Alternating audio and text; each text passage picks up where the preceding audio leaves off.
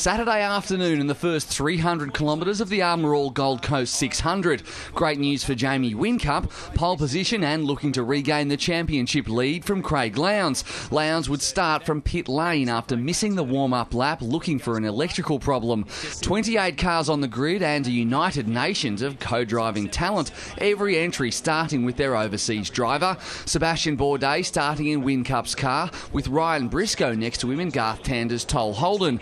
28 drivers fresh to V8s and hoping to get through turn one. And Mark Lee, the German, couldn't get it away. But a good start from Sebastian Bourdais as the world comes to the V8 supercars. Everyone off cleanly except Andy Prio in the 888 car and still battling that electrical issue. He'd head back to the pits while Bourdais skipped away from Mika Salo and Mark Winterbottom's Ford and Briscoe. Then a big gap back to the pack where it was all on. Now running into each other. That's Mark Lee. So it's on. There's Shane Van Gisbergen shaking his head saying these boys play for keeps. A matter of time before someone found the wall and it was Mark Lieb tipped in by Richard Lyons. Tangling and tagging each other and Lieb cops another punch. Race over for Lieb and teammate Alex Davison. Dirk Muller in Stephen Johnson's car and finding the wall at the chicane. Bourdais 10 seconds clear at the front by lap 30 as the regular drivers got ready to jump in for a double stint to the finish. The co-drivers needing to complete 34 laps. Briscoe coming in by accident after only 33. A huge error from Toll Holden. We're going to have to put Ryan back in at the end of the race. He came in one lap too early. That's what I thought. He'd need to complete one more lap by race end. Everyone else getting it right. The main drivers in. Bourdais handing over to Whincup with a healthy margin, while Simon Pagenaud got turned by Alex Tagliani.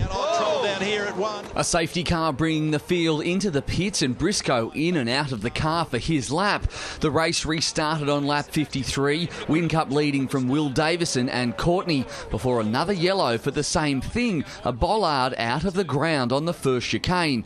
The stage then set for a sprint to the finish with James Moffat now finding himself in the lead from Fabian Coulthard, Tim Slade and Lee Holdsworth. Whincup though was charging back through the field. Jamie Whincup has just done the fastest lap of this race, 1:12.496. Some weren't carrying the fuel load to make it to the end. Coulthard in with 19 laps left, followed by Tim Slade and Moffat, who was pushing very hard on the way back out. Oh my goodness.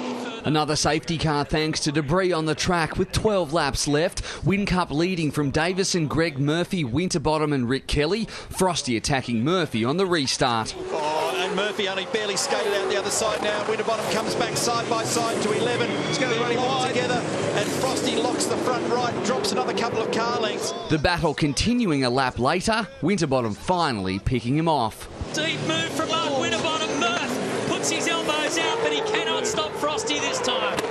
Moffat was pushing his way back through the pack and took Kelly and Murphy, the youngster setting the lap record on the way to fourth. But at the front, it was all Whincup taking the win and reclaiming his spot at the top. Jamie Whincup brings it home and takes the championship lead. A win for one side of the Team Vodafone garage and despair for the other. The FPR duo of Davison and Winterbottom sharing the podium. Will McCloy, Big Pond Sport.